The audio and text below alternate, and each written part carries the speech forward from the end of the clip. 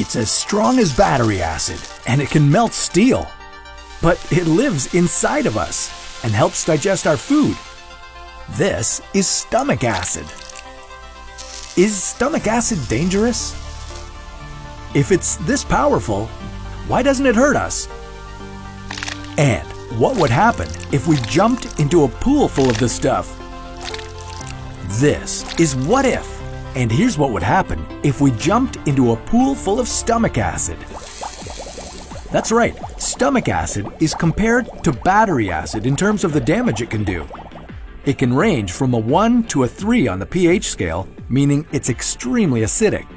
That's because stomach acid's main component is hydrochloric acid, which is a highly corrosive substance. The reason it can live inside us is due to a special mucous membrane that lines our stomachs.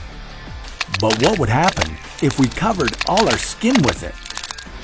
Now, before we jump into a pool full of stomach acid, first thing we need to do is figure out how we're going to be able to fill up an entire pool with stomach acid. Let's assume that we're swimming in an average 6 by 6 meter pool that can hold 55,000 liters of liquid. A stomach can produce at most 1.5 liters of stomach acid a day, so to fill up an entire pool, we'd need the stomachs of over 50,000 people. Okay, so we found 50,000 volunteers who were able to help us fill up the pool.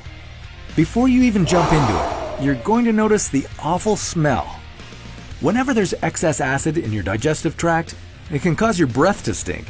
So multiply that by 50,000, and you'd get an idea of how awful the pool would smell. You'd be surrounded by horrible bad breath odor. And that's even before you jump in. As soon as you take the plunge, you'll feel stinging in your eyes and your nostrils. To get a sense of what this might feel like, have you ever had lemon juice squirted in your eye? It would be similar to that, as lemon juice and stomach acid have a similar pH level. But if you remember to bring your goggles and your nose plugs, hopefully you'll be able to avoid this part.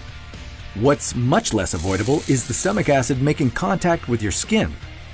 When it does, it'll cause some mild irritation right away. Luckily, the epidermis layer of your skin should be able to protect you before it starts to hurt too badly.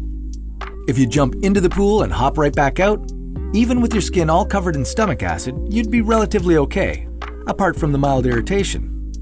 As long as you wash the acid off with soap and water and towel off, you'll be totally fine.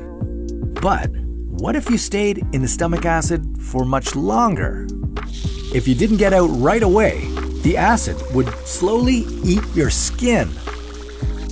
This would eventually leave you covered in 2nd and 3rd degree burns. If you didn't manage to cover your eyes during the swim, you'd slowly lose your vision and end up blind. And your nose? It would dissolve from the inside if the acid touched it long enough. Oh, and if you accidentally swallow some of it, you'll inevitably vomit it back up. Ugh, what'd you have for lunch?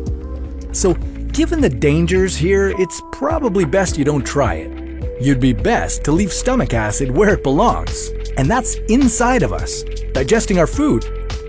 But what if we went inside a stomach? More specifically, a whale's stomach? Well, that's a story for another What If.